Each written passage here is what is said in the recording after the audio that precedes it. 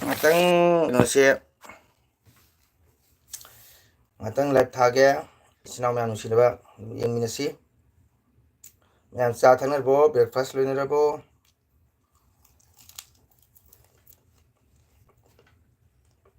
10:30 hanaga nong ching kama kai tawge mayam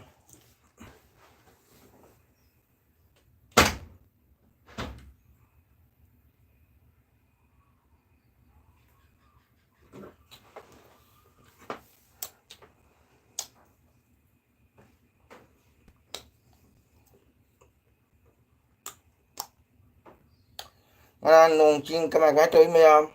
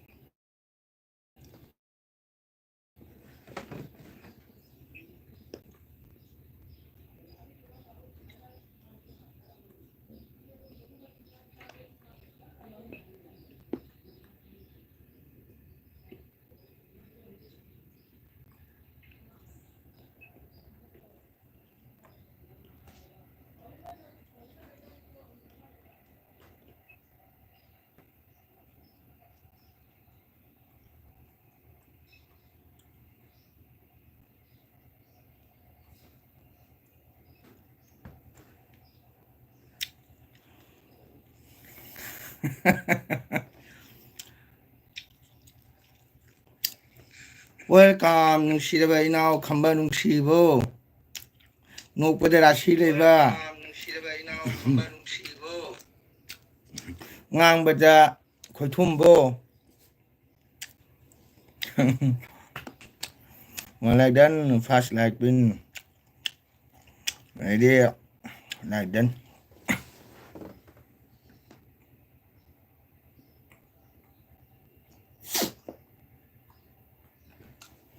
ne jam nuaite khamba kano chong jade dam uru leina bo thabore tabe sum phammi baida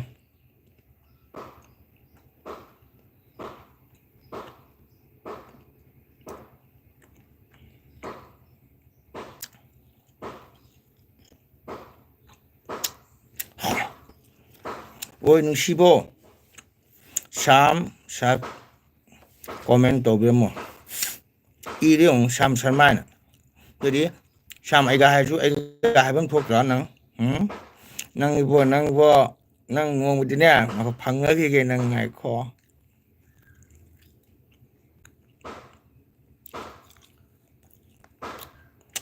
isaiga hite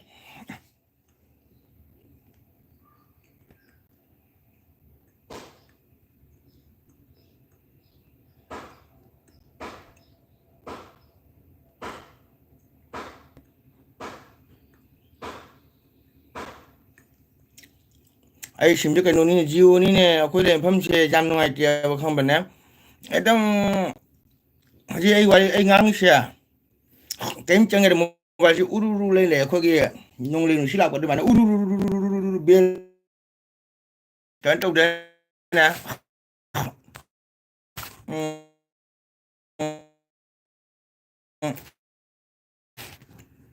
khoi bel je ne mang samda kan to ba do ke ta ra mang samda thamaga tau de na uru le ba do na ke do de ga to sa ge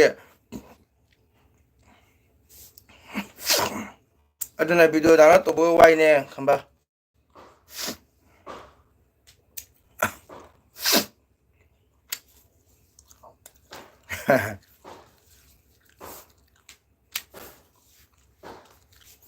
quam tem cha si log na ꯅꯪꯗꯤ ꯅꯍꯥꯟ ꯀꯩ ꯍꯥꯏ ꯕꯥꯇꯤ ꯃꯥꯗꯤ ꯐꯣꯟꯗ ꯐꯖꯅ ꯇꯧꯊꯈ꯭ꯔꯦꯕꯀꯣ ꯃꯤ ꯄꯨꯝꯅꯃꯛ ꯎꯅꯗꯅ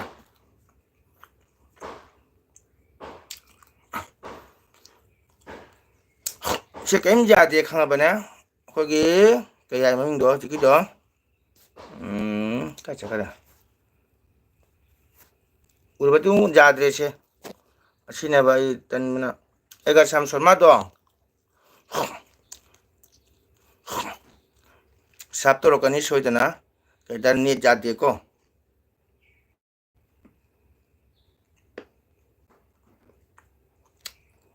ꯑꯩ ꯀꯔꯤ ꯋꯥꯔꯤ ꯂꯩꯔꯒꯦꯕ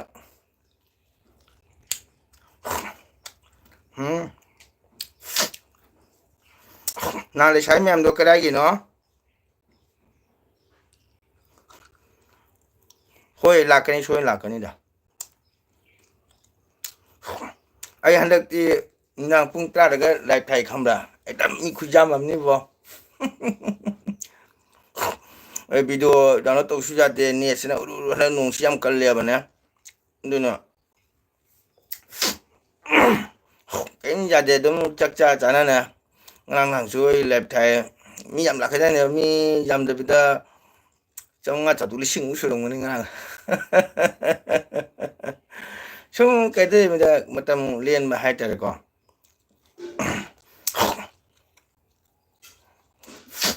ꯑꯗꯣ ꯑꯣ ꯈꯃꯟ ꯅꯪꯒꯤ ꯀꯣꯟꯇꯦꯛ ꯑꯃꯗ ꯄꯤꯔꯛꯎꯅꯦ ꯑꯩꯒ ꯅꯪꯒ ꯋꯥꯔꯤ ꯑꯃꯇꯪ ꯁꯨꯅꯗꯣꯏꯅꯦ ꯑꯩ ꯀꯃꯥꯏ ꯑꯩ ꯆꯦꯅꯦꯜꯁꯦ ꯀꯩꯅꯣꯝ ꯏꯇꯧ ꯇꯧꯔꯦꯅꯦ ꯑꯣꯏꯕ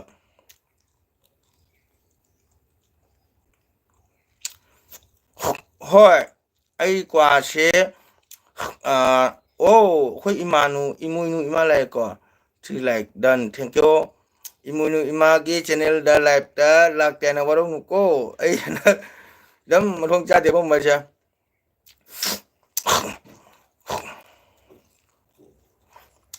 ꯃꯣꯔꯅꯤꯡ ꯒꯨꯗ ꯃꯣꯔꯅꯤꯡ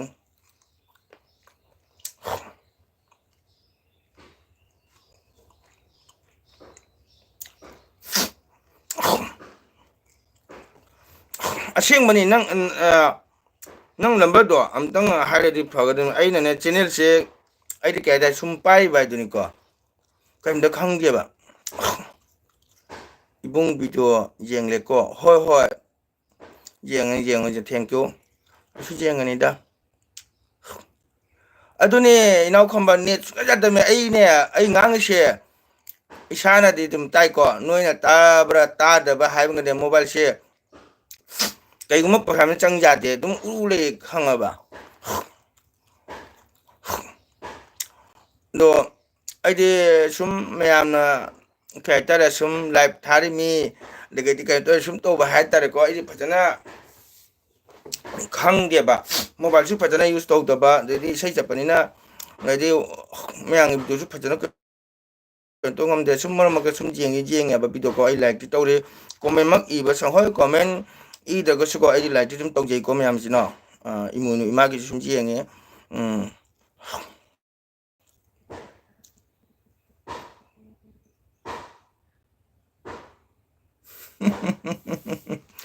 ꯀ꯭ꯋꯥꯁꯦ ꯑꯌꯥꯝꯕꯗꯤ ꯀꯩ ꯍꯥꯏꯇꯥꯔꯦ ꯀꯔꯤꯝ ꯑꯇꯣꯞꯄ ꯄꯣꯠꯁꯛ ꯑꯝꯇ ꯆꯥꯗꯦ ꯆꯨꯔꯨꯞ ꯁꯤꯒꯔꯦꯠ ꯍꯤꯗꯥꯛ ꯃꯅꯥ ꯈꯦꯅꯤ ꯒꯨꯠꯈꯥ ꯌꯨꯁ ꯇꯧꯗꯕꯅꯤꯅ ꯁꯨꯝ ꯀ꯭ꯋꯥꯁꯦ ꯁꯨꯝ ꯀꯩ ꯍꯥꯏꯇꯥꯔꯦ ꯀ꯭ꯋꯥꯁꯦ ꯃꯇꯦꯡ ꯁꯨꯝ ꯆꯥꯕ ꯍꯥꯏꯇꯥꯔꯦꯀꯣ ꯑꯌꯨꯛꯀꯤ ꯃꯣꯔꯅꯤꯡꯒꯤ ꯕ꯭ꯔꯦꯛꯐꯥꯁ ꯂꯣꯏꯕ ꯆꯥꯕ ꯊꯛꯄ ꯂꯣꯏꯔꯒ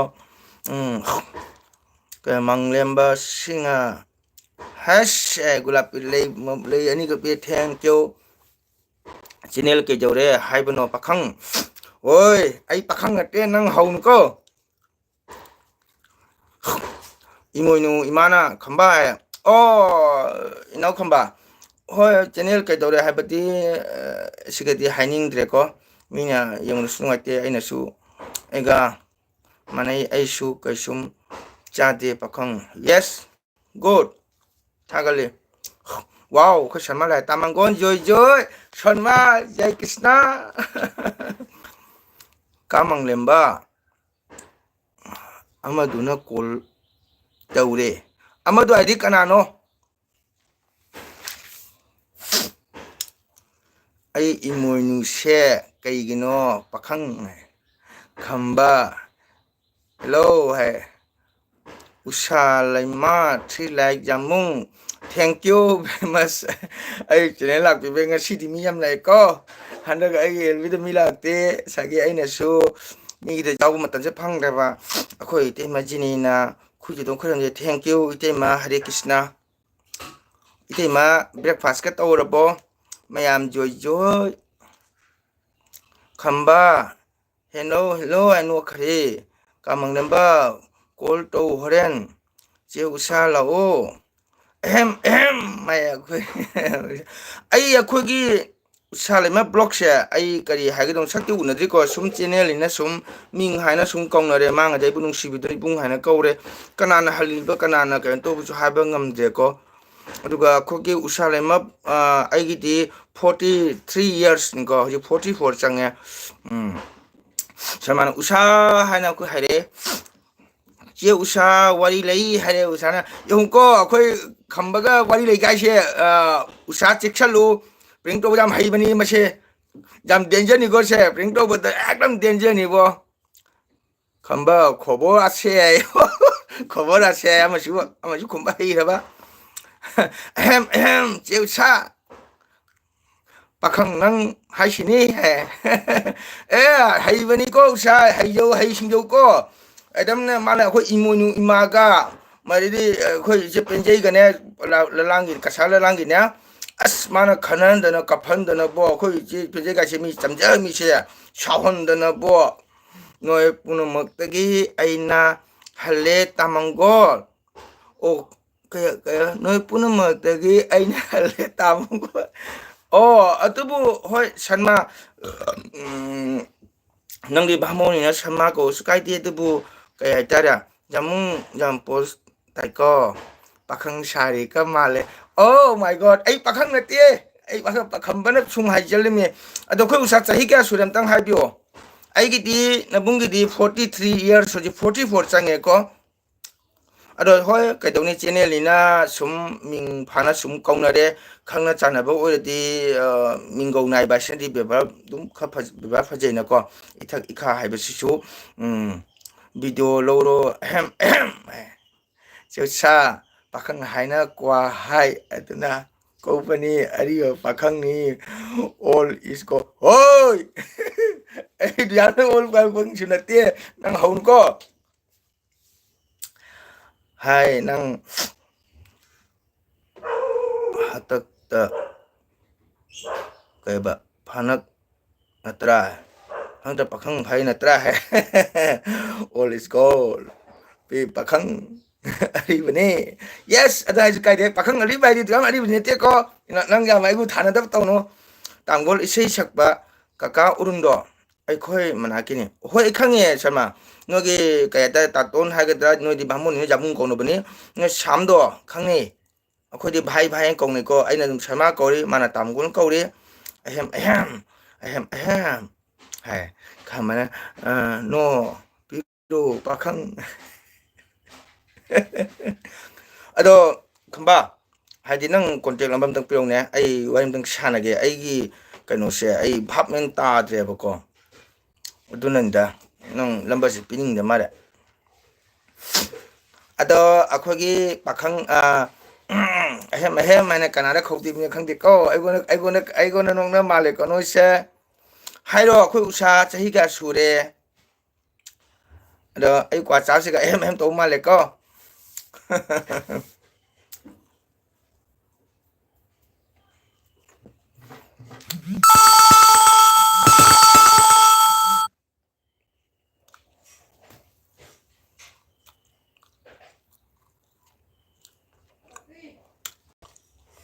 hey lady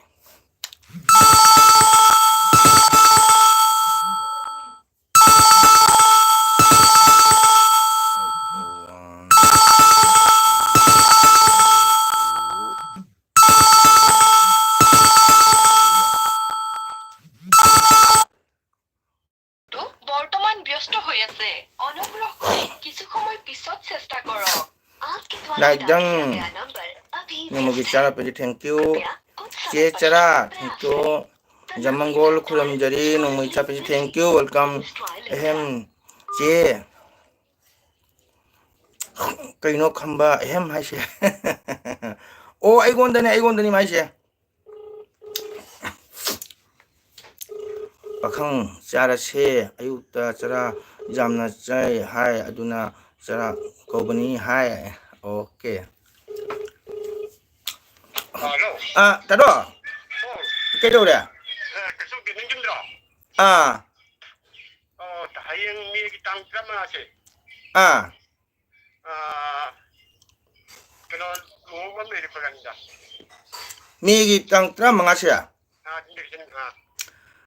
미기 땅 드라마 하세 tado ai berakhanda sora piroilo magaru pabaito luhongbo leine. Adodo. Ai minute tratang le toro ke jani na. Ta pa. Sara wari lei. Sara welcome. Tamgon badugol ge pung jeba sam sharma do khangro. Ai sai khang hai di akoi ga nei akoi sei maram da pumi nei sharma. Khamba kari wari no. Je sharma nang she aina kainoma haido lei ai khambana sharma yonggo khambana kainoma haje lei hai she chekchalu ko mami khana khanan ba hibani sha good morning hai didi isi machara pinje da hai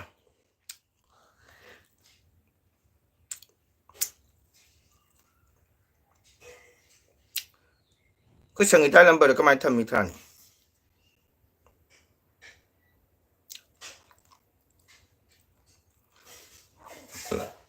pakhang she ai luhongbada duhar pudoine nang luhongbada kargi duhar ogidona ai daman sena gadomni khangbo daman sena gadoba cha thalabo ite machara pinjida sharma kemte je sharma gi lambar phanggadro do hange do sharma nagi lambar phanggadra na net pocket are samdo ichen upani tamgol hoye khange yam phabani yam sapiro ai khamba number ha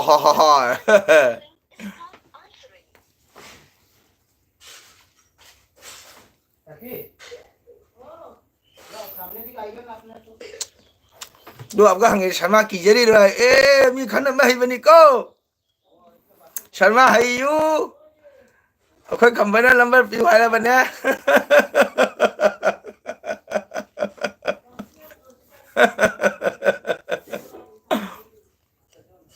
sharma khamba mayam gini khambado wara bane kari wari ba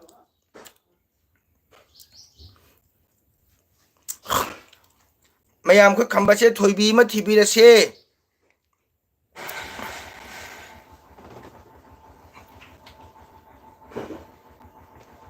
je sa chauranu hello mi gi tang trama do sije berakhan de phiro ru ba da lu hongba le bu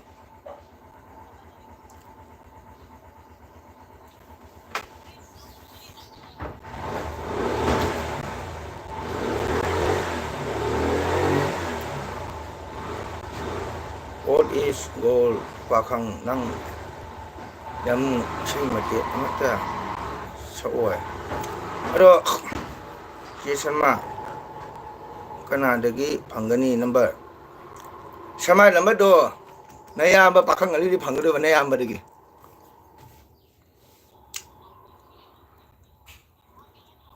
megi tang tam nga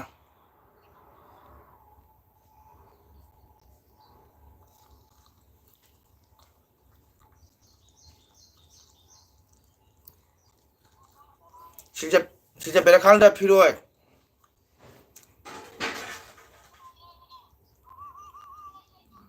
Jadi lupa bari luhong balik bra.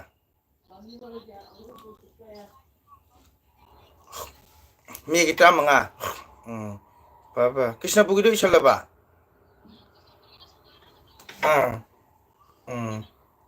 Apa?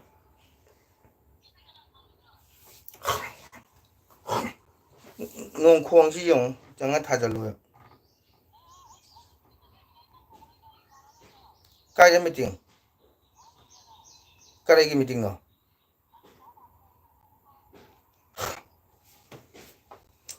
나는 거기 잘로 해야 돼. 타박 레이로 그래. 나 거기 잘로 해. 짝짝 아무를 부가요 것이.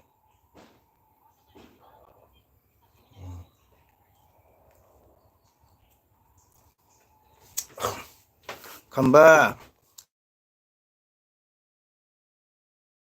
LB 낙대 하이나 상노 하이.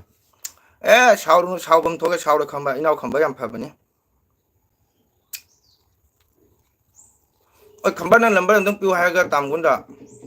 ai nang awal nang sana kita nang pring to rồi nè bungo charo mi trang ato ai rupa si ja berakhan da phiroi lo maga rupa baita lu hong bolei अच्छा फारे ले रे नतुन मतम एकदम adjust होता रहने तुम लोग को mi sin tai dana और चिन बाई से छातोरो पना फक्ति मंगलेम दा पे हमला hoi ne hapune बादी बादी मसवागी तते को hoi ne आदे मखा ताबदर कुंगनी नंग निसिलो phải ai hoan ai là chỉ bữa mua si bang mua lạc cái này bên nè adu ta do wai sana ji hoi lai lu ni nan tin अदु नुवाई तते जो जी वो छातो के संगे cái su kai de mai tim वाई दो दोजी सु वाई साइ च बने hoi ne ai thaba mo to ri ba do gi कुंगनी आया दुम छपन नो ना के कुंगनी ने द्वार ने सिसे पुरे कोन ने no छिदरे adudi pung ani ga isai ahum ga manga आदे छोरी mangleng ba taruk hoi ado isai lo je sama sel su kai de na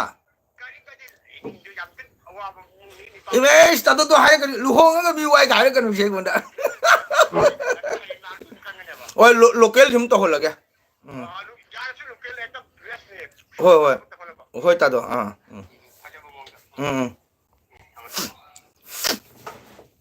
mayam batun lak pani ko to pa ban hau dre all is god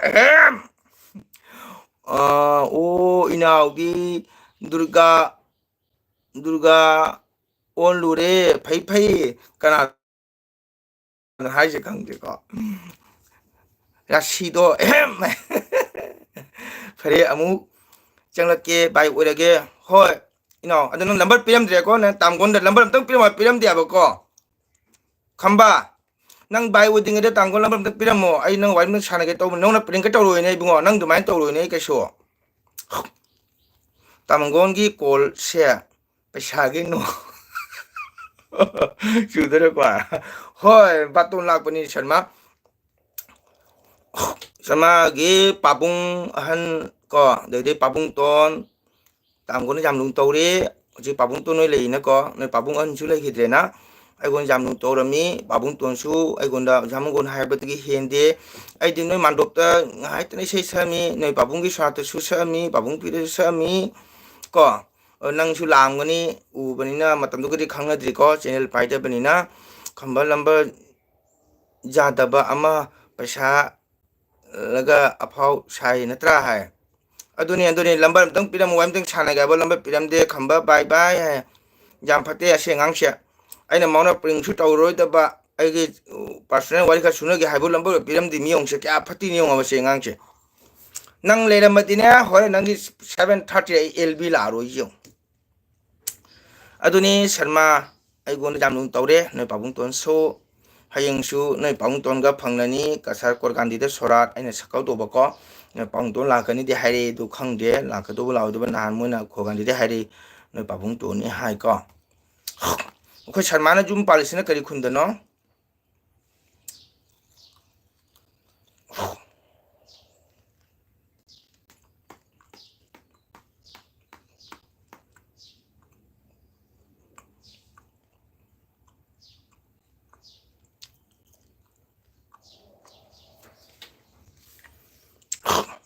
bon trabu da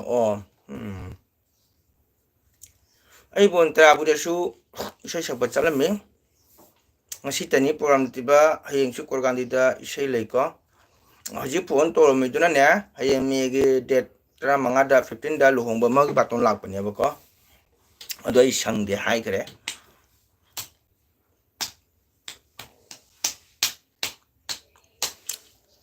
Sharma di angang kya sure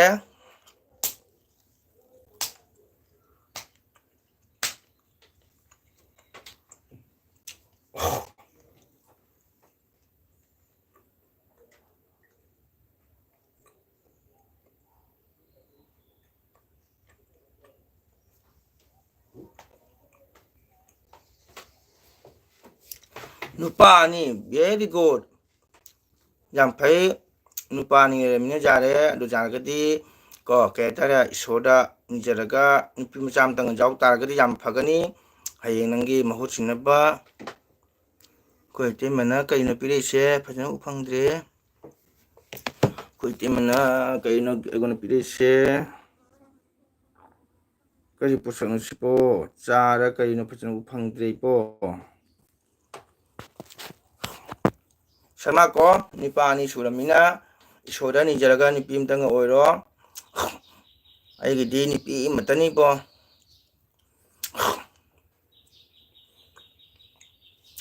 okay Sharma ꯃꯇꯨꯡꯗ ꯎꯅꯔꯁꯤ ꯑꯩꯈꯣꯏ ꯏꯆꯤ ꯅꯨꯄꯥ ꯀꯧꯅꯁꯤꯀꯣ ꯉꯥꯡꯅꯁꯤ ꯑꯩꯈꯣꯏꯒꯤ ꯎꯁꯥꯁꯨ ꯆꯍꯤ ꯀꯌꯥ ꯁꯨꯔꯒꯦ ꯍꯪꯕ ꯈꯨꯝꯃꯝꯗ꯭ꯔꯦ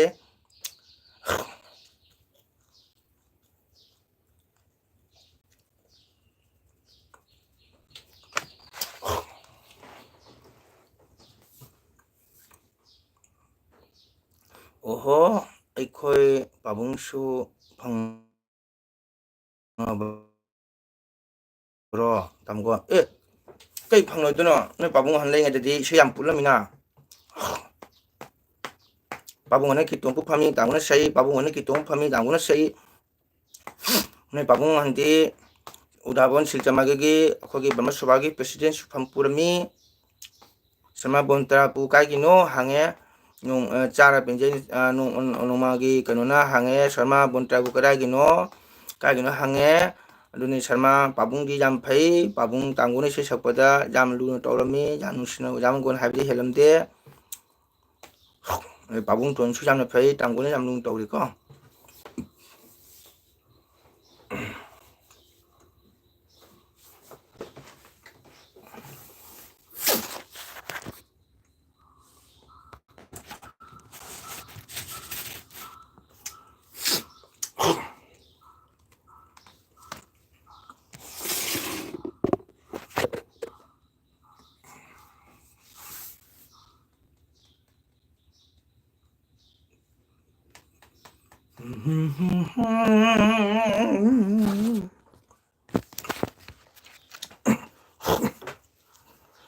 ꯅꯨꯡꯁꯤꯅꯕ ꯍꯩꯔꯨꯅꯨ ꯏꯇꯥ ꯀꯥꯏꯅꯔꯒ ꯋꯥꯕꯅꯤ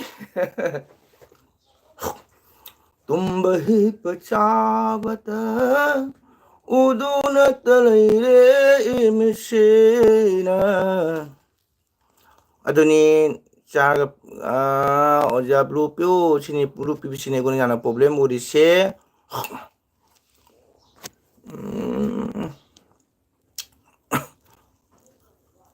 ꯀꯥꯏ ꯆꯨꯝ ꯀꯥꯎꯍꯦ ꯑꯩꯁꯨ ꯐꯖꯅ ꯈꯪꯗꯦꯕꯀꯣ ꯅꯍꯥꯟꯁꯨ ꯀꯩꯅꯣ ꯇꯧꯕꯅꯦ ꯔꯤꯄꯣꯔꯠ ꯄꯤꯟ ꯃꯦꯁꯦꯖ ꯅꯣ ꯁꯤ ꯑꯝꯇ ꯆꯪ ꯌꯥꯗꯦꯕ ꯅꯦꯠꯁꯤꯅ ꯈꯪꯉꯕ ꯁꯤ ꯌꯥꯝ ꯂꯨꯁꯤꯒꯤ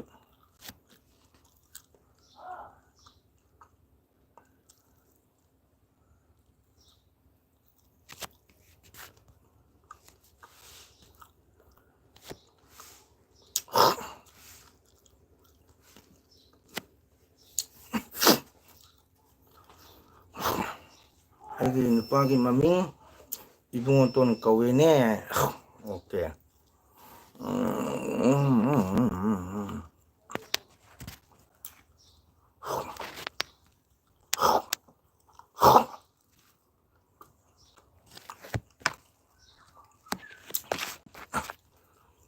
아니 무슨 가지고 하는 게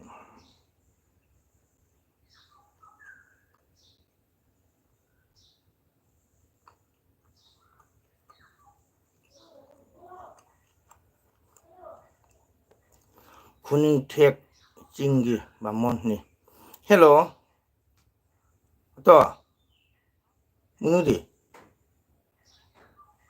거기 가지고 tumbrane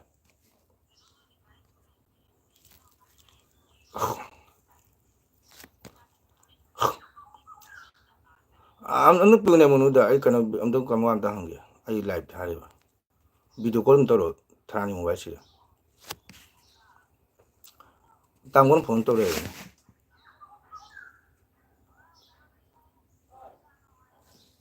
아무튼 비디오 콜 떠오네. 사랑이 시기야.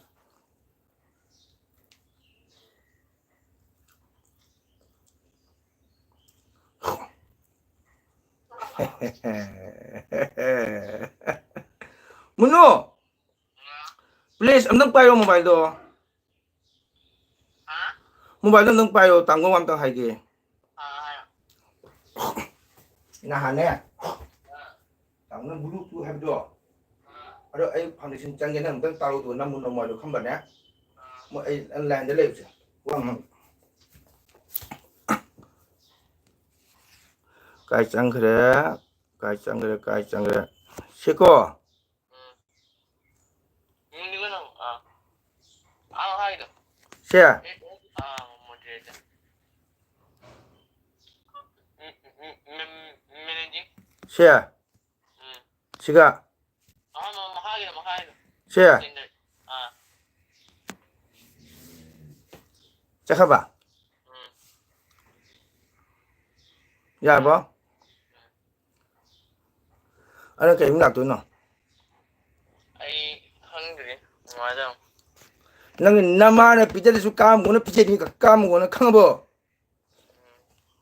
cái bữa ta cái Nama chin ju u re ka kwa ka saning de. Phai nang kai tam do na. Ana ngarang ne. Kari hai maman hai ba college to.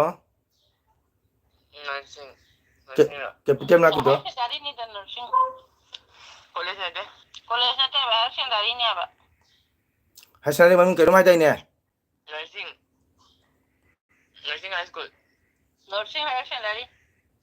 Mama na kai nom hai de ngarang hai du bo. Eh, kanan doon. Mo mama na ro. Ngarang ina ne. Wala. Ngarang ina ne.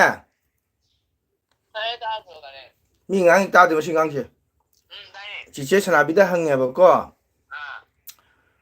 Chi che sana bi na pha ba di khari ka no pha yi hai di ne sil che da kai no college ning ko ban du ka hu ni chu. Rabanos. De amana. ayan Ariel. Amadu de yo da ma de ne. Je mu ni ne ba. college में तो दे आई coaching में तो दे Nang science lo du ntra. Science ta mo do apa college to. nursing Ay, hay nga tao. Kuchiki nursing hari siya. Hari siyang dari ko ina sune. Mm. Science ni jam pa yin. Ay, mo wala siyang dahang niya ba? Khang de ngara ina se chala ga che sana. Mama ka che khang de mama ngang mang ko rom hai na I ka ore ni. Istumile ko mo mama yo di do. Ado hari siyang dari do.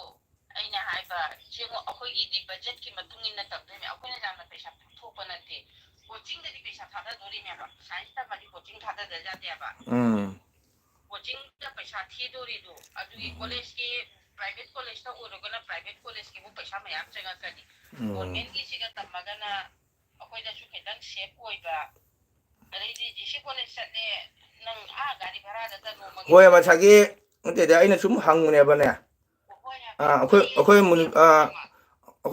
munu bi de na khang ni de na.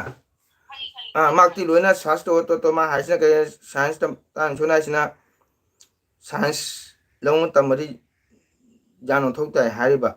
Science lo bo si di college ने matter ने ते बा मुझे तो से अखोय ना coaching दे ने बा पैसा थादा दोरी से कोचिंग दे ने बा अरेदी अदन coaching de su sa sang de na. Coaching college su ma thok tai hai ba ne mo ne. De wari inda. Sharma chak thong abo. Ngasi siljadan dari na modi lakna hai. Amit Shah lakna hai.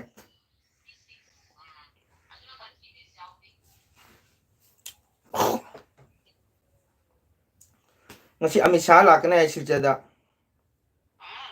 Amit Shah lakna hai siljada. अदुने nursing दा आइना तोरगा अरेदी coaching दे पैसा दो ku gabai wali nya ba aduna feida Ho yang Kasi ako'y budget choosing bataya ba?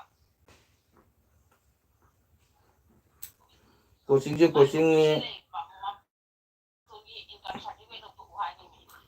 coaching ni school ki su ma thok tai.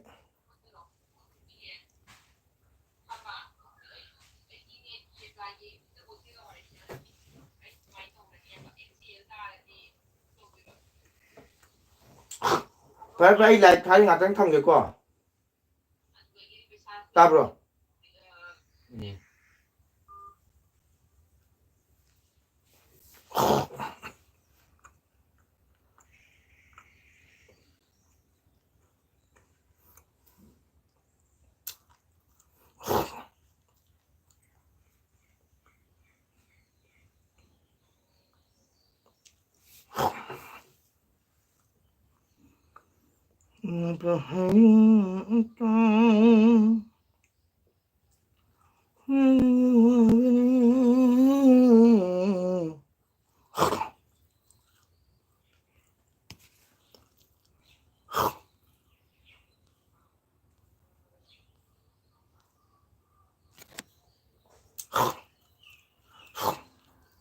과도 사유 하우나이 야무건 블루 퓨다 삐그라미 그노 블루 삐름니 과도 사유 하우나 제메 지니네 쿠비 울레 지니 KMC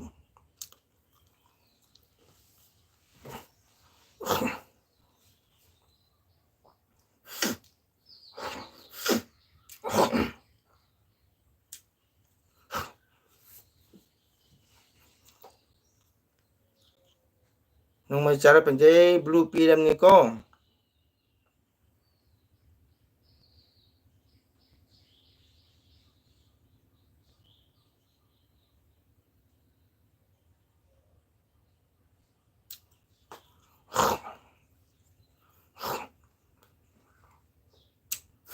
khôi tem mấy gì này chắc thuồng à bố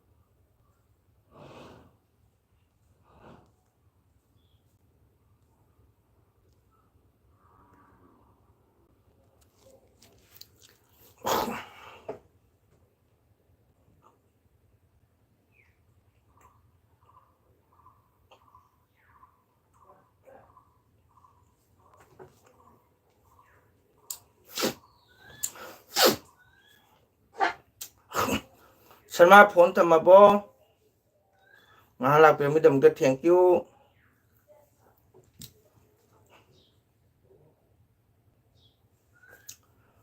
Salman hàng 거기 짜가 농막이 짜거다 짜라 낭나 좀 거리 군다 빨리노 강나버로 하이세 짜라가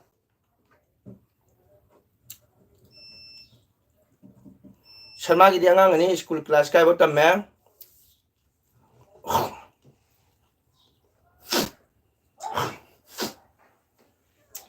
live date 26 से MP election की vote हापकनी मयाम vote कनाडा हापकनी Sharma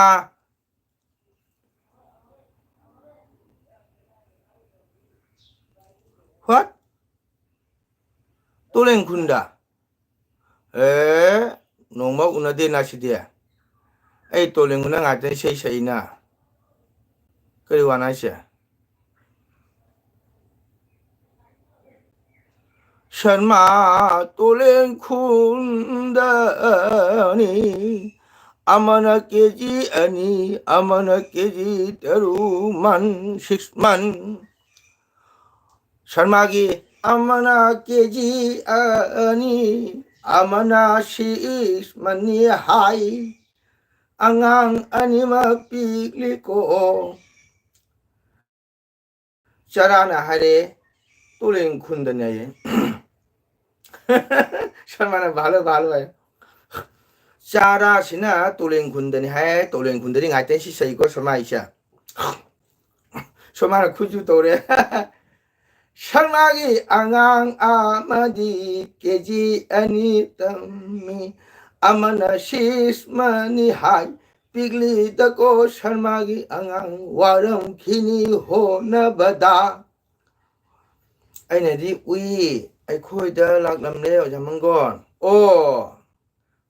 okay ꯑꯣꯖꯥ ꯃꯪꯒꯣꯜ ꯑꯩꯅꯗꯤ ꯎꯏ ꯑꯩꯈꯣꯏꯗ ꯂꯥꯛꯂꯝꯃꯤ ꯑꯣꯖꯥ ꯃꯪꯒꯣꯜ ꯑꯠꯆꯥ ꯅꯪꯒꯤ ꯅꯌꯨꯝꯒꯤ ꯁꯪꯒꯥꯏ ꯃꯥꯡꯒꯣꯟꯗ ꯐꯝꯃꯝꯃꯒ ꯅꯌꯨꯝꯗ ꯂꯥꯛꯂꯝꯃꯒ ꯑꯣꯖꯥ ꯃꯪꯒꯣꯜꯕꯨ ꯎꯔꯒ ꯑꯩꯕꯨ ꯀꯧꯕꯤꯗꯕ ꯉꯥꯡꯕꯤꯗꯕ ꯑꯣꯖꯥ ꯃꯪꯒꯣꯜ ꯑꯩ ꯈꯪꯕꯗꯁꯨ ꯍꯪꯕꯤꯗꯕ ꯑꯣꯖꯥ ꯃꯪꯒꯣꯜ ꯌꯨꯇꯨꯕ ꯆꯦꯅꯦꯜ ꯄꯥꯏ ꯃꯪꯒꯣꯜ ꯅꯠꯇ꯭ꯔꯕꯁꯨ ꯍꯪꯕꯤꯗꯕ ꯑꯣꯖꯥ ꯃꯪꯒꯣꯜ ꯀ꯭ꯋꯥ ꯆꯥꯁꯤꯁꯨ ꯍꯥꯏꯗꯕ ꯑꯗꯨꯗꯤ ꯆꯔꯥꯁꯦ ꯌꯥꯝꯅ ꯐꯩꯅ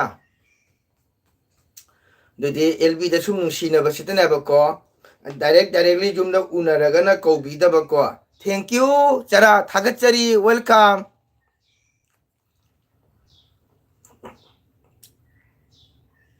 ꯁꯔꯃꯥ ꯇꯥꯕ꯭ꯔꯥ ꯇꯥꯝꯒꯣꯟ ꯍꯥꯏꯁꯦ ꯑꯩꯈꯣꯏ ꯆꯔꯥꯁꯦ ꯑꯩ ꯊꯥꯒꯠꯆꯔꯤ ꯊꯦꯡꯀ꯭ꯌꯨ ꯍꯥꯏꯅ ꯁꯔꯃꯥ ꯅꯪ ꯇꯥꯎꯅꯦ ꯃꯥꯅ ꯍꯧꯖꯤꯛ ꯍꯥꯏ ꯀꯣꯃꯦꯟꯗ ꯑꯣꯖꯥ ꯃꯪꯒꯣꯜ ꯑꯩꯅꯗꯤ ꯎꯏ ꯑꯩꯈꯣꯏꯗ ꯂꯥꯛꯂꯝꯂꯦ ꯑꯣꯖꯥ ꯃꯪꯒꯣꯜ ꯍꯥꯏ ꯌꯦꯡꯉꯨꯀꯣ ꯁꯔꯃꯥ ꯃꯥ ꯀꯣꯃꯦꯟꯁꯤ ꯅꯪ ꯇꯥꯏꯀꯣ ꯑꯗꯨꯒ ꯃꯌꯨꯝꯗ ꯂꯥꯛꯑꯒ ꯃꯪꯒꯣꯜ ꯅꯠꯇꯅ ꯂꯥꯛꯂꯒ ꯑꯩꯕꯨ ꯎꯏꯔꯤ ꯍꯥꯏꯔꯦꯗꯣ ꯑꯩꯕꯨꯗꯤ ꯀꯧꯕꯤꯗꯦ ꯌꯨꯇꯨꯕ ꯆꯦꯅꯦꯜ ꯃꯆꯥꯅꯤꯅ ꯃꯌꯨꯝꯗ ꯂꯥꯛꯂꯒ ꯀ꯭ꯋꯥ ꯆꯥꯁꯤ ꯍꯥꯏꯗꯕ ꯆꯥ ꯊꯛꯁꯤ ꯍꯥꯏꯗꯕ ꯃꯪꯒꯣꯜ ꯅꯠꯇ ꯍꯪꯗꯕ ꯌꯥꯝꯅ ꯐꯩꯀꯣ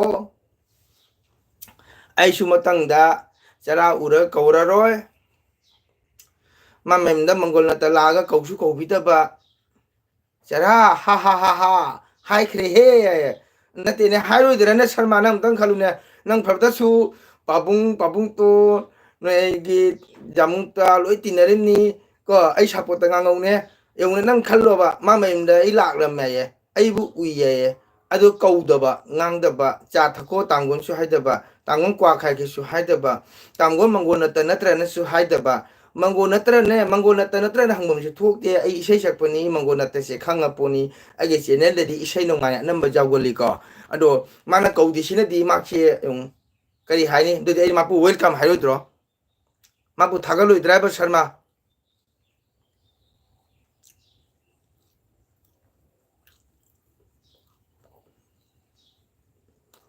ꯑꯩꯈꯣꯏ ꯌꯨꯇꯨꯕꯔ ꯃꯁꯦꯟ ꯎꯅꯕ ꯍꯥꯏꯁꯦ ꯅꯨꯡꯁꯤꯗ꯭ꯔꯅꯦ ꯆꯨꯝꯃꯤ ꯇꯥꯃꯪꯒꯣꯟ ꯊꯦꯡꯀ꯭ꯌꯨ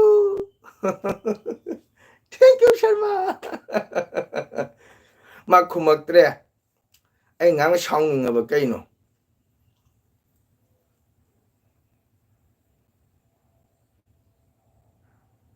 ꯌꯦꯡꯉꯨꯅꯦ ꯁꯔꯃꯥ ꯃꯥꯅ ꯏꯔꯛꯏꯁꯦ ꯑꯣꯖꯥ ꯑꯩ ꯂꯥꯛꯄꯗ ꯆꯠꯇꯩ ꯇꯧꯔꯝꯂꯦ ꯑꯗꯨꯅ ꯀꯔꯤꯝ ꯍꯥꯏꯍꯧꯗꯦ ꯑꯩꯅ ꯑꯩꯈꯣꯏ ꯅꯨꯄꯥꯗ ꯑꯣꯖꯥ ꯃꯪꯒꯣꯜ ꯅꯠꯇ꯭ꯔꯅꯤ ꯑꯣꯖꯥ ꯃꯪꯒꯣꯜ ꯅꯠꯇ꯭ꯔꯅꯦ ꯃꯥꯅꯤ ꯍꯥꯏ ꯑꯗꯨꯗꯤ ꯃꯤ ꯂꯥꯛꯏ ꯐꯣꯟ ꯇꯧꯔꯛꯄ ꯌꯥꯗ꯭ꯔꯣ ꯍꯥꯏꯔꯤꯅꯤ ꯑꯣꯖꯥ ꯃꯪꯒꯣꯜ ꯋꯥꯔꯧ ꯌꯥꯗꯦ ꯌꯦꯡꯉꯨꯅꯦ ꯁꯔꯃꯥ ꯃꯥꯏ ꯅꯨꯄꯥꯗ ꯑꯃꯨꯛ ꯈꯪꯊꯔꯤꯕꯀꯣ ꯂꯥꯛꯑꯝꯃꯤꯗꯣ ꯑꯣꯖꯥ ꯃꯪꯒꯣꯜ ꯅꯠꯇ꯭ꯔꯅꯦ ꯀꯥꯏꯅꯀꯣ ꯑꯗꯣ ꯀꯩ ꯍꯥꯏꯕ ꯑꯩ ꯂꯥꯛꯄꯗ ꯆꯠꯇꯒꯤ ꯇꯧꯔꯝꯂꯦ ꯑꯗꯨꯗꯤ ꯁꯔꯃꯥ ꯌꯧꯅꯦ ꯃꯥ ꯂꯥꯛꯄꯗ ꯑꯩ ꯆꯠꯇꯤ ꯇꯧꯔꯝꯃꯦꯀꯣ ꯑꯗꯨꯗꯤ ꯃꯥ ꯀꯧꯕ ꯅꯪꯗ꯭ꯔꯥ ꯁꯔꯃꯥ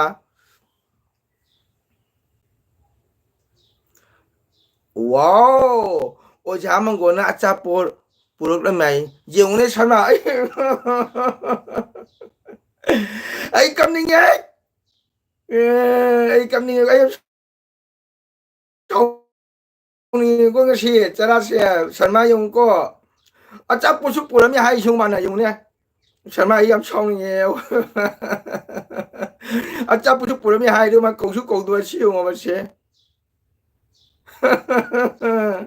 ꯑꯩ ꯑꯃꯨꯛ ꯆꯪꯉꯔꯣꯏ ꯑꯩ ꯁꯔꯃꯥ ꯇꯥꯡꯒꯣꯅꯦ ꯀꯁꯥꯔ ꯂꯥꯏꯐꯇꯣ ꯆꯥꯔꯒꯤ ꯍꯤꯔꯣ ꯀꯦꯃꯦꯔꯥ ꯑꯩ ꯑꯗꯨꯗ ꯈꯪꯗꯦ ꯑꯩ ꯀꯁꯥꯔ ꯂꯥꯏꯐ ꯑꯣꯏꯒꯦꯔꯥ ꯀꯁꯥꯔ ꯗꯥꯏꯔꯤ ꯑꯣꯏꯒꯦꯔꯥ ꯀꯁꯥꯔ ꯃꯨꯛ ꯑꯣꯏꯒꯦꯔꯥ ꯀꯁꯥꯔ ꯏꯟꯗꯤꯌꯥ ꯑꯣꯏꯒꯦꯔꯥ ꯀꯁꯥꯔ ꯑꯦꯜ ꯕꯤ ꯑꯣꯏꯒꯦꯔꯥ ꯀꯁꯥꯔ ꯏꯟꯇꯔꯅꯦꯁꯅꯦꯜ ꯑꯣꯏꯒꯦꯔꯥ ꯑꯩ ꯀꯔꯤꯝ ꯈꯪꯗꯦ ꯑꯩ ꯍꯥꯏ ꯆꯔꯥꯗꯅꯦ ꯑꯩ ꯉꯥꯡꯉꯤꯁꯦ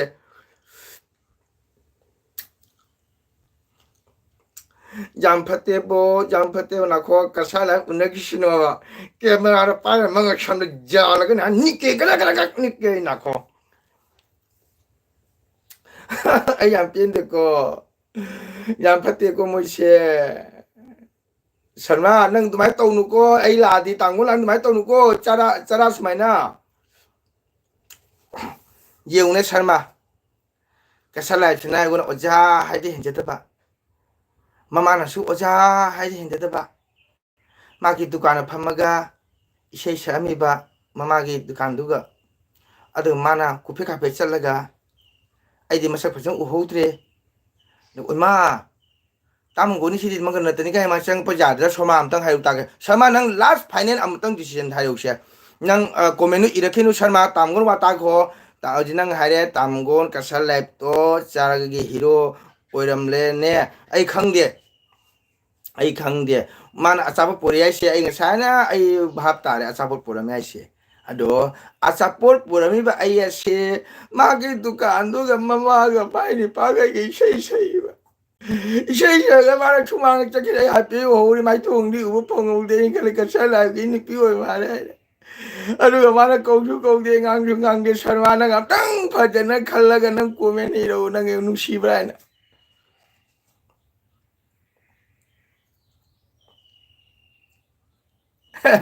영문에 설마 하지면 게 오자 너무 꿀었고 아이 파잖아 가는 게 바비데 뭐왜 아이 친구 오빠 오삐를 있고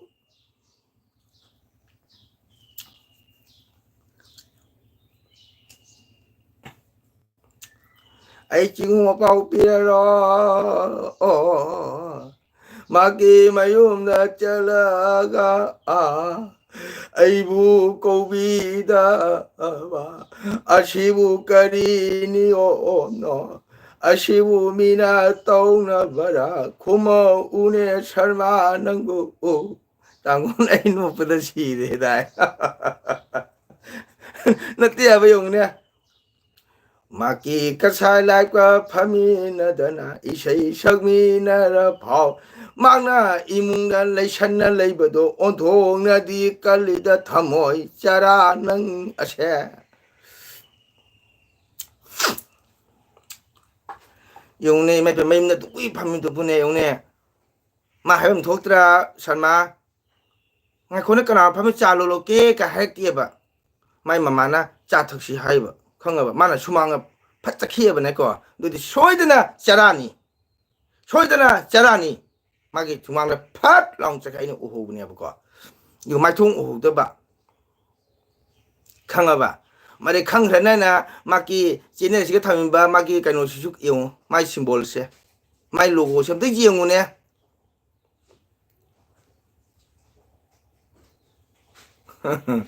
암튼 지용어바 마사 강사나나 마기 로고 셈바 마기 지네네 타면바 마 심볼 로고 셈도 지용우네 설마 is ai nuo pada chire charana ai chone kapi ba mayum na laga mi kauda ba shikana tau na ge ne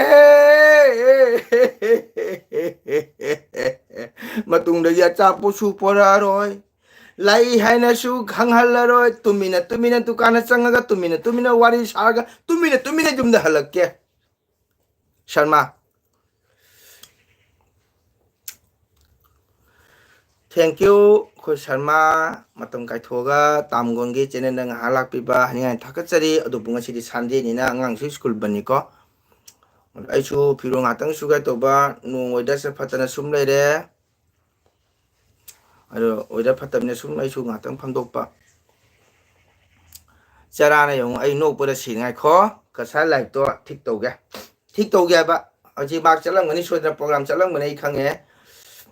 Ko adunadi ai phone tawraga maki ka sala ki number ai gonde leida ai khang ai to nga tan phang ne rimi ai tawni no pura sire he no mi ani shui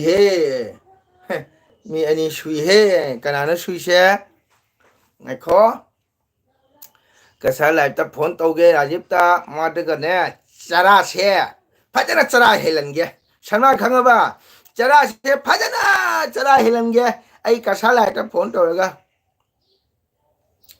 सिदसु ngrangi nong chui tamgo as sama nong kusumni ngarang sito kukulam sadi ekdam uru sitna ko ko jungu tingro bak bak habi warin ko masa nusina usana phubudo ko ram dang dong dang dai sunga hote kado nong sisilaga hagona kado duri ko phoni phang jade nong chubra nong kusum sadi no don chubon trabuda chubra kasar gwanju dadi yam patna chui hai he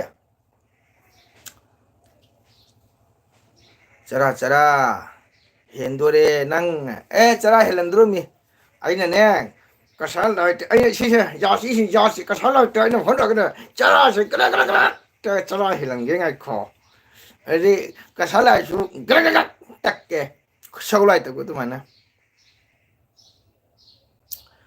ai pune da ni tang okay nang pune da lei ba nang gi ke nang ni pa thabak to bro pune da yamna nungai mafam da leina hoi da na haw ngai da khar koi horo husband ga aduga angang chawro matam da di amu halo ko hoi pune sidi leba jam nungai hai nungai ngoni ko nangi kaita nang sharma su thabak to burada torongoni tu ni jam nungai pune asin nungai hai bune khoi chalu dre ko bengaluru koi ru re guwahati su phana kuin re me mathang tha da jum lakani hai okay mathang tha jum lakani hai ba la hoi da jum su nungai bani da angang pi bani na sung kai de angang chawra badi jum da halak na phai ko jum da halaga angang sing lai la chutam ba khopa ko mathang tha da jum lakani as bo sarma bo is chara sidi bo jam chection le jani bo kasal lai na ma se ke tara imung ne ma pang thro khar na da pra tasal la tham jani ko khu ata moida to pa tu mana ko ata moida to pa gu to da mana ta ba do sajibu ki tan hoba ga ta ba du moida tan to pa do adu mana ga tu la ga thambra kai na ma imung da adu ni ma nan ai la ga tholak ti se o chara ura sune video ga lawje roi sana ai na ne ai chene du ga se mayam jengu chara ni chara gi chara ga ga ngasi phangnare mayam yemino mayam share to view mayam like to view ai hai jara ro chara ura ga su khangabo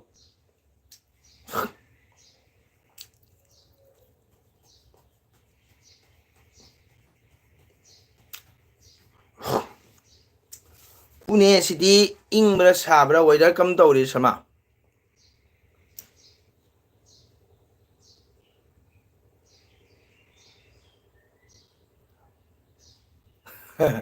oda kotalo pirone aduga jaira haideroi kotang jairo da bima chara oksere chara su phajang wa lo ti nga si je khanga ba chara su phajang wa lo dre chara na su chala ko bi dre kotang jairo da khubak se pa ga ne chara oksere chara oksere kauja na roi amu hanna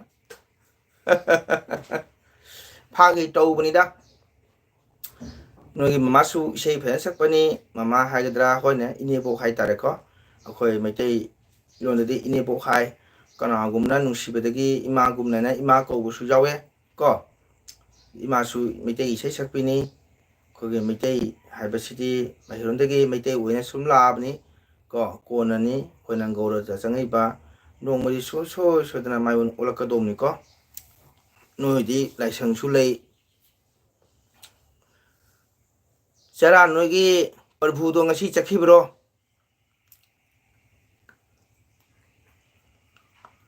noi ine boki kortan lei bani mandila adu jeire saklo yenge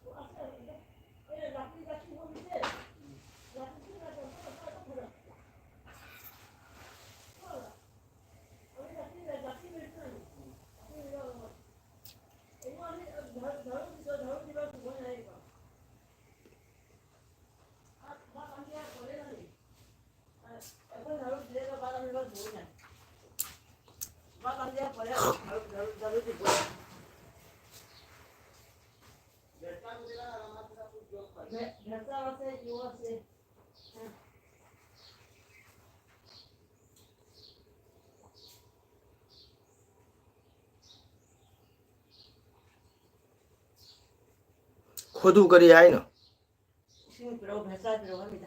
더 더.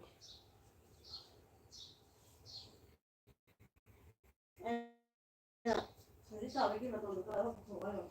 이 커피 좋아요.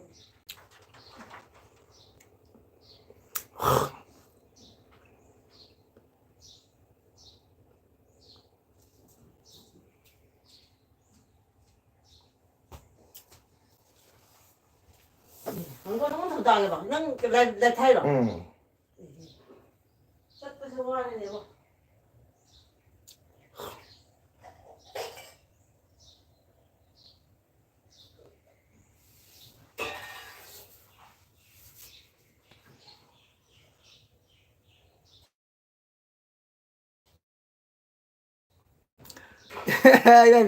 ôi má chả ra ấy chả ra quán rồi nên chắc chắn là thu ra đi chả ra ôi cha chắc ôi này câu đây kia ấy lupa là cái sân u à đừng nói ra đi mình ngầm đập vào hai bên đó ôi anh cô mà pháp ta ra ngoài ấy lupa buồn tra bu program chắc kia ok buồn tra bu đang sĩ cái program này cái lại rồi bây giờ thank you chả 좀 파기 또 그냥 녹시하나 거 파기 나 그건 내일 누구 좀 밤나이 나 세 사람이 되고 당번 장학되는 거 거우도 모두도 현전 만들어 하이브니 능소 모두도 현전 만들어 봐 월요일은 자각 아무다 털로네 오자 thank you 대마 thank you 타이게 이 월요일은 이때 만나 자감당 해 이때 마 타겟자리 이때 마 짝통하고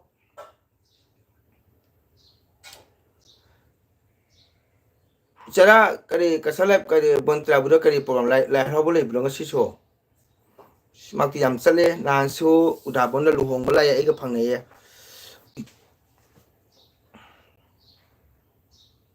nan su ma udah bonda la ya rajib to aina isai sapamda ma la ya thank you khoi te mana cha pipe da makta haninga jan thagat sari da khoi te ma chak thonga bo चालू द्रिबो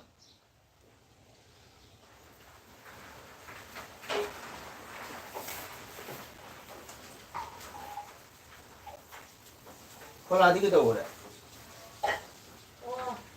나 상그래. 토마토까지 되게 먹어라. 발발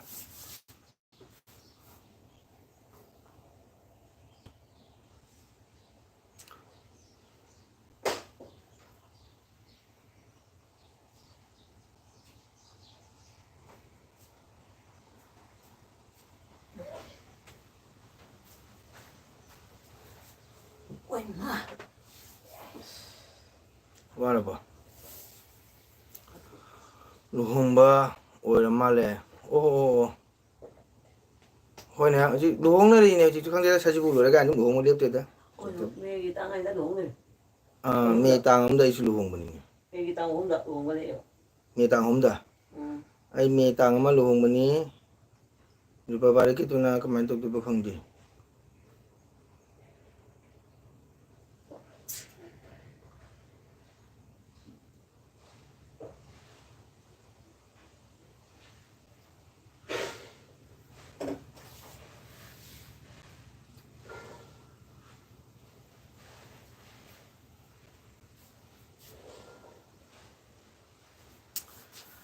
Cara 어디 pesan talego mamana dukanda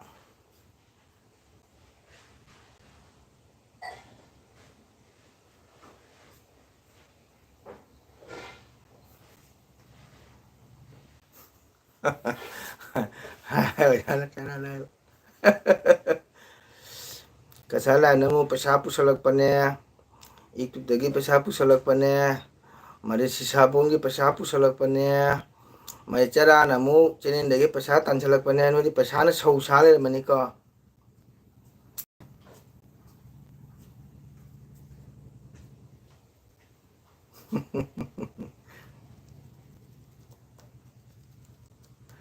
ꯅꯣꯏꯗꯤ ꯄꯩꯁꯥ ꯌꯥꯝ ꯄꯥꯏꯔꯝꯅꯤ ꯄꯩꯁꯥ ꯂꯩꯇꯦ ꯑꯥ ꯌꯧꯔꯕꯅꯤꯅ ꯄꯩꯁꯥꯗꯤ ꯄꯥꯏꯔꯝꯅꯦꯕ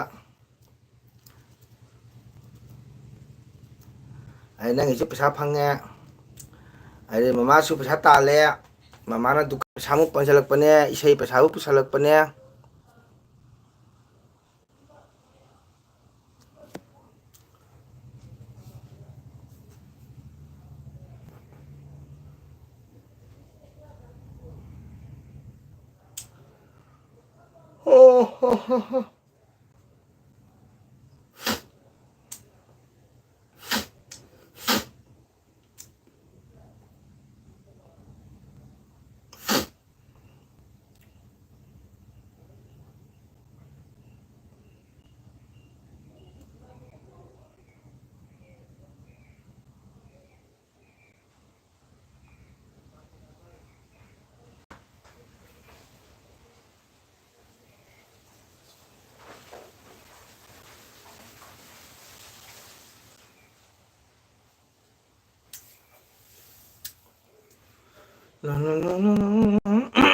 ꯅꯨꯡꯁꯥꯁꯦ ꯁꯥꯒꯗꯧ ꯃꯥꯜꯂꯦ ꯐꯤꯁꯦ ꯉꯥꯏꯍꯥꯛ ꯊꯥꯗꯣꯛꯁꯤꯔ ꯈꯪꯗꯦꯅꯦ ꯇꯧꯔꯤꯁꯦ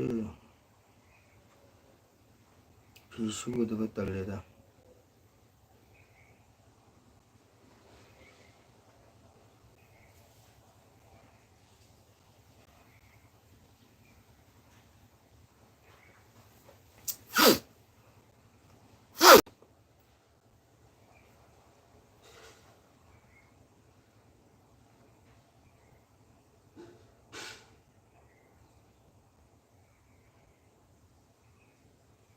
ꯍꯣꯏ ꯆꯔꯥ ꯑꯣꯖꯥꯅ ꯍꯥꯏꯗꯨꯁꯨ ꯆꯨꯝꯃꯦ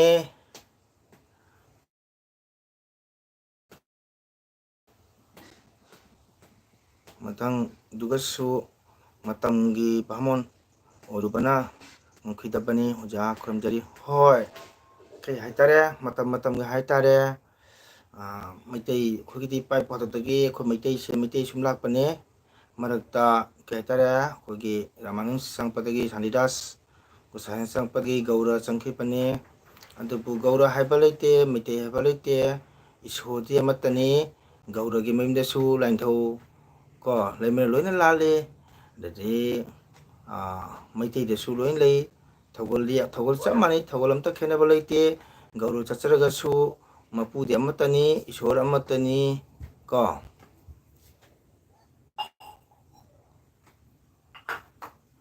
ꯑꯣꯀꯦ ꯆꯔꯥ ꯊꯥꯒꯠꯆꯔꯤ ꯉꯥꯛꯇꯪ ꯑꯩꯒꯤ ꯑꯦꯜꯕꯤꯗ ꯂꯥꯛꯑꯝꯕꯩꯗꯃꯛꯇ ꯍꯥꯏꯅꯤꯡꯉꯥꯏ ꯊꯥꯒꯠꯆꯔꯤꯀꯣ ꯑꯩꯅ ꯁꯨꯝ ꯅꯣꯛꯁꯦꯅ ꯑꯗꯨꯝ ꯐꯥꯒꯤ ꯇꯧꯕꯅꯤꯀꯣ ꯁꯥꯎꯅꯨ ꯍꯣꯏ ꯊꯕꯛ ꯃꯇꯝꯅꯤꯅ ꯍꯧꯖꯤꯛ ꯉꯁꯤꯗꯤ ꯁꯟꯗꯦꯅꯤꯅ ꯑꯉꯥꯡꯒꯤ ꯊꯕꯛ ꯏꯪꯈꯥꯡ ꯀꯟꯕ ꯃꯇꯝꯅꯤ ꯑꯣꯀꯦ ꯃꯇꯝꯁꯨ ꯌꯥꯝ ꯀꯥꯏꯊꯣꯛꯄꯤꯔꯒ ꯂꯥꯛꯄꯤꯕ ꯆꯔꯥꯕꯨ ꯊꯥꯒꯠꯇꯅ ꯍꯥꯏꯅꯤꯡꯉꯥꯏꯗꯅ ꯊꯥꯒꯠꯆꯔꯤꯀꯣ ꯑꯗꯨꯒ ꯃꯊꯪꯗ ꯂꯥꯛꯄꯗꯁꯨꯅꯦ ꯁꯨꯝ ꯑꯩ ꯗꯨꯀꯥꯟꯗ ꯐꯝꯃ ꯑꯗꯨꯝ ꯋꯥꯔꯤ ꯁꯥꯟꯅꯒꯦ ꯑꯗꯣ ꯅꯪ ꯁꯨꯝ ꯎꯅ ꯁꯨꯝ ꯂꯩꯍꯧꯀꯣ ꯑꯗꯨ ꯂꯣꯏꯔꯀꯥꯟꯗ ꯍꯥꯏꯔꯛꯎ ꯑꯩ ꯀꯧꯒꯦ ꯇꯧꯕ ꯅꯪꯍꯧꯗ ꯇꯧꯕꯅꯤ ꯌꯨꯝ ꯆꯪꯉꯛꯄꯗ ꯇꯥꯃꯣꯒꯣꯟ ꯊꯣꯛꯑꯝꯃꯦ ꯑꯣꯖꯥꯝꯒꯣꯟ ꯊꯣꯛꯑꯝꯃꯦ ꯍꯥꯏꯅ ꯍꯥꯏꯌꯨꯀꯣ ꯄꯩꯁꯥꯅ ꯎꯄꯨꯗ ꯍꯥꯞꯄ ꯆꯟꯗ꯭ꯔꯦ ꯑꯣ ꯑꯩ ꯈꯔ ꯂꯧ ꯂꯥꯛꯀꯦ ꯑꯩ ꯄꯣꯀꯦꯠꯇ ꯍꯥꯞꯀꯦ ꯑꯩ ꯄꯣꯀꯦꯠꯇ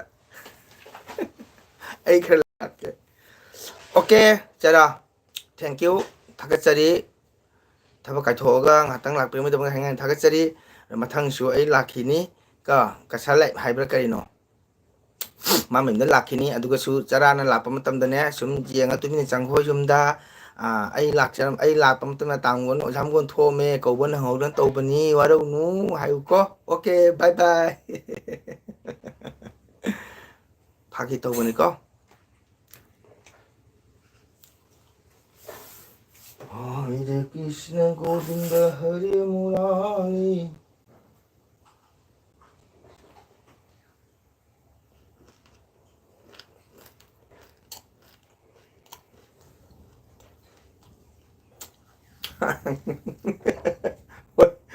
Hoi chùm vậy Hagi taubanika Okay bye Wadasi Bye Horen Kasal live là trăm cái xoay xoay hai này không bỏ xoay xoay hai trăm mùa đen mà núp với mắt núp hay bên đi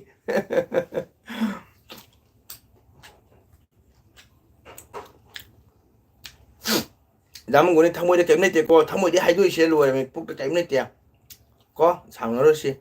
너 어자 짝띠 거기에 하려니까 어자 nang ko ay nga pula ke kali nga pula hanam ta hay bu tham chi che pare nang chak ko bu okay ya ra ge ado nang pa ma posam de hay mu ado nang tham ma si thamoi ai thamoi free mile ko ai tangoni kai thamoi wa tham bai te ko nang apang pom de hay mu ai nang ngam pot ai nang ngam de hay ko ai nang ngam pot nang apam de hay mu ai kasala ki mang de pi ge git pi ge be nga piura nang chak ko rum ni na nga to ta re jo nang apam tang hay mu ado ko tham ma si ini pot ai nang ngam de pot ta hay mu nang apam ba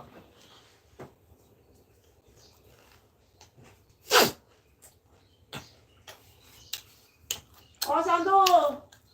ta bra chara nang na ne ai na free mile oi su ba nang free mile ta ga di ko nang ngun si le ma ti ne nang apam pom na mo ai nang ngam de pot bài what bài đi giờ có nên là cha cậu này hay tại cái gì ama tấn hay là một hai đôi mi hai hồi gì hay là một ai đi là năng là cha cậu bữa giảm của nó lạc ba nuôi để chắc cha ba ado ai lạc bữa năng là apa ama pusak ama tấn hay là một con ado cái bài hồi gì nó thấy bài hồi giờ nó để cha cậu bữa lâu có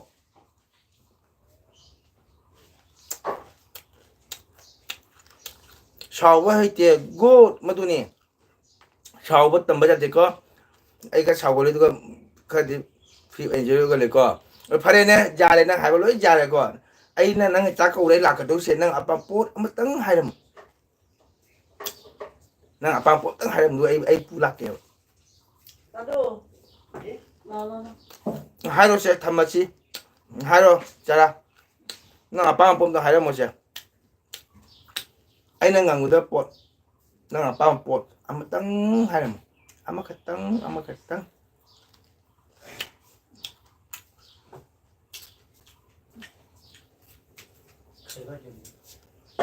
hai rồi ai chú phi cho nàng lau của đúng nè mấy rồi Sanang triba. ừ Sanang triba. ngang chú lạc kìa sao thế nào Sanitara amo tre. Mari trenda. kalian pilih kanu hai tu na pilih aku adum tau jaram ke ai lạ rồi dạ sao pun teng hai bên đó cái số tiền ba ama kan hayo nah pamba kai juli pambra sekolah pambra lamun pambra niki pambra kaja pambra bujia pambra niki pambra cake pambra ada gaji jus pambra kari pami putra sega apa mau teng hayam mau teng alu bai wala si ama teng hayam ama keteng susang mau teng hayam Muri udah bani. Muri. nang gi supo ka doi se nang na tu ti ba ko ma ki su jau du mi ko ma ki su ma pura ka ne ba ko ai gon le je ba puto ai gon le je poto ai su pura ka ne ba ko ai di free mile ni hai se nang gi su teng hai ba ma ki su ai nang pura ka ne ba ko pa ma tam da sang ba ma tam da ai di ni ki noi thungan la chat le mi noi thungan la se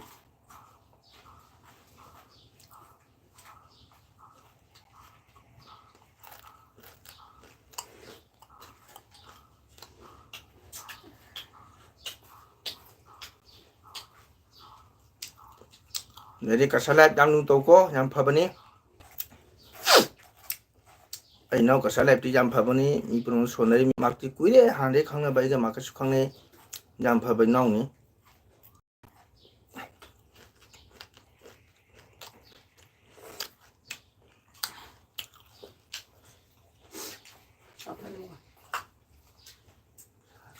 nang angang kya no chara angang dia hangau te kya subra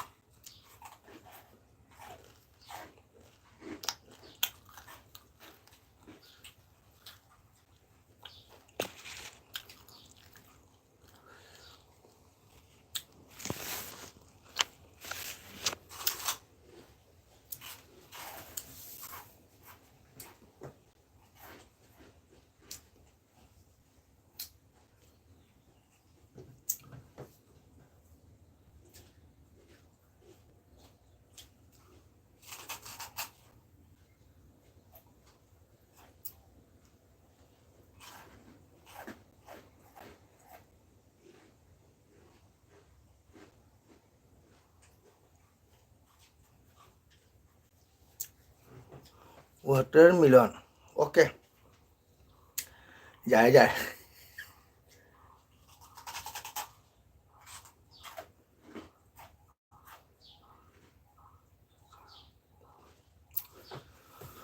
Okay, bye bye. Kalau muka ada. Cara pamna ama cakram iko.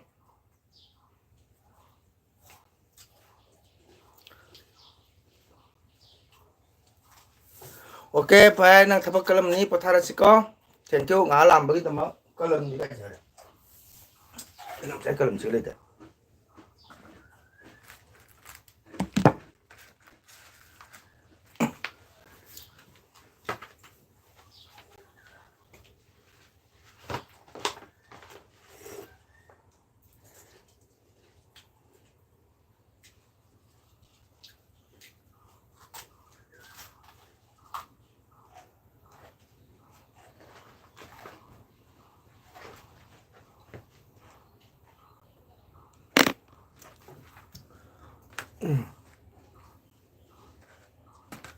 달래 피슈 되죠.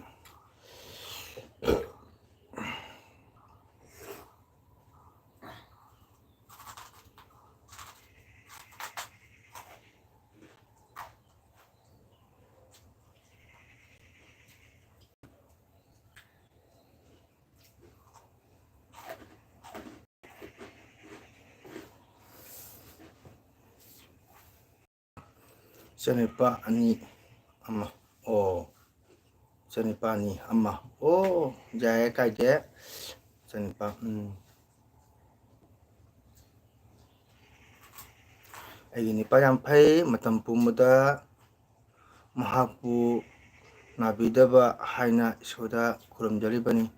Yes, aduni matam pumada ai ni pabu isone an khangadabani ni palu togodabani ni pa idolu togodabani ni pa inongambaga chakhrani pasa tanba sandamama hanjalani aduna imung manu honagadobse jungi nipina honagadobni icha semba jungi nipina ni jungi lan semba jungi pasalu patum samba jungi nipina togodobni akhoi ni padi mak sudungare pukchaki damakta nonganbaga chakhare sanda pung kya halakadoba tambanamde aduna mapu sulu togodabani mapu sone khangadabani aduna jungi semdan sajamba losanbadi kanai mathau no charagi mathau. Okay, bye.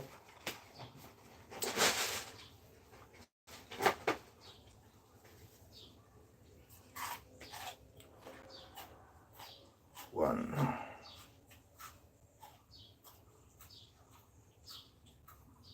two.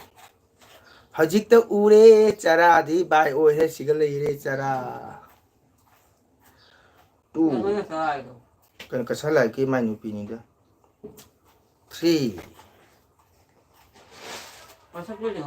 Three. Ingat ko. Three.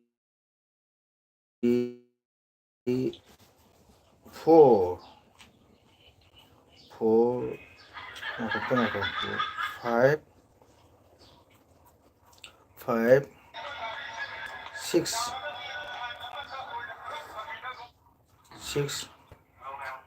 Seven.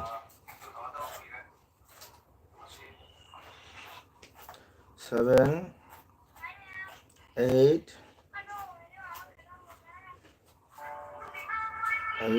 9.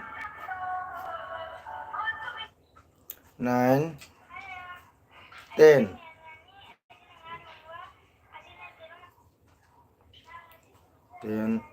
11.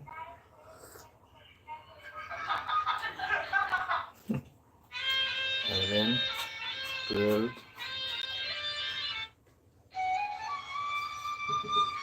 13. Nonton cái thầy 14. cái thầy cái em biết bạn có iron mà nhiều cái này rồi thầy có này 14. না না 15. তুমিও খালি একটা আমরা দুজন খাইতো ও মানে আমি বানাই আর তুমি খাইলে না তো Oh, 16.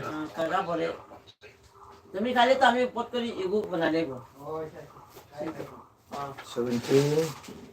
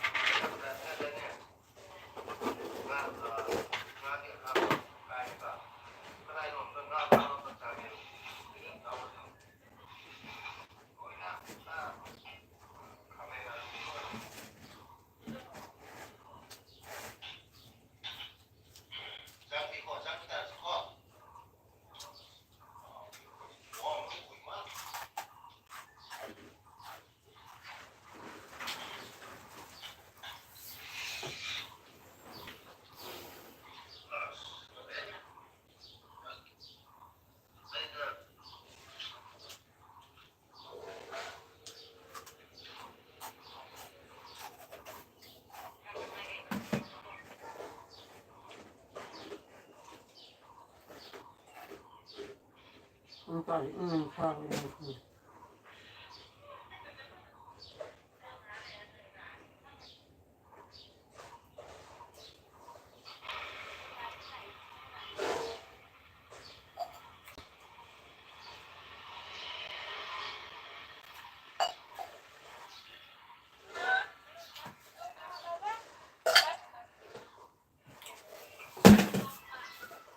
살라 그 느낌이지.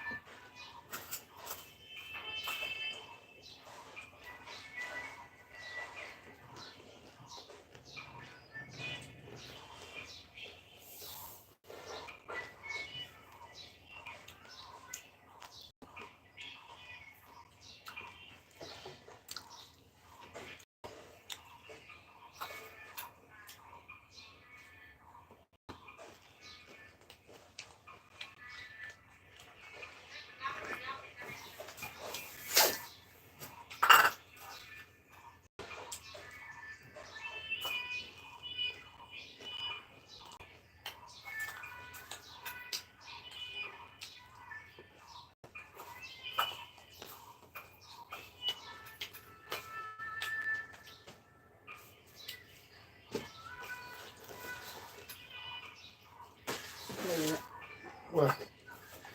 갈비젓 뽑으러. 응. 갈비젓 뽑으러. 나 그거 좀. 그 용이 오빠는 되게 해봐. 응. 누가 감자들이 뽑으러.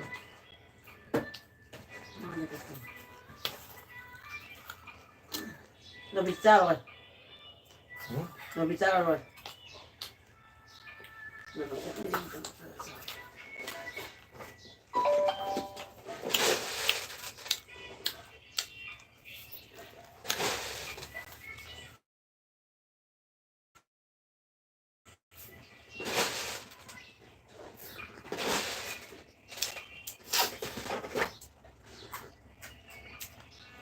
자, 사도 얘들아. Đang lâu nữa. Còn tôi chạy qua đó không thì một sự lên.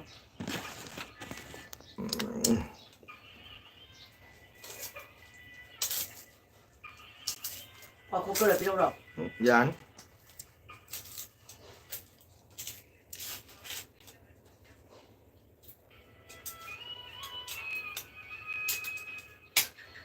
Em sẽ có tập này nhỉ.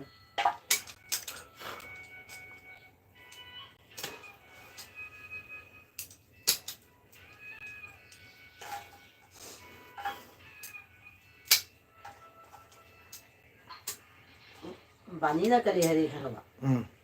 안 끼도. 달리가 있잖아. 아까 나라. 응. 아 저거 이제 마나 이제 홍가 해야 되잖아. 응. 마마 홍가 해야 뭐. 어? 사비 아니다니.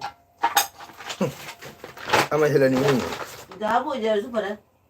hôm là cái anh đi là cái dân. hôm là cái ta là cái tôi 따라 tôi ngang thu cái cái là cái 마마는 좀 해야 돼. 많이는 좀 해야 돼 이번에. 응.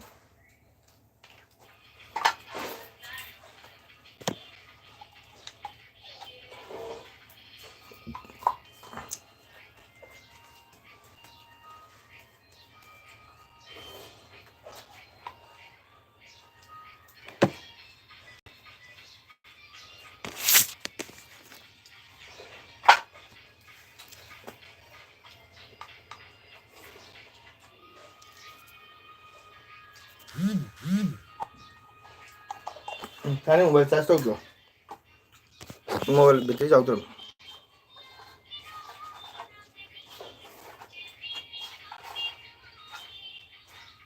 Kande tho lang kan to ho ka de. Okay, mayam bye bye lagi. Ay chine ha la pem de makta snam yam ba hangai thake chari magon na snam yam okay bye. Kuda suni jaw iko.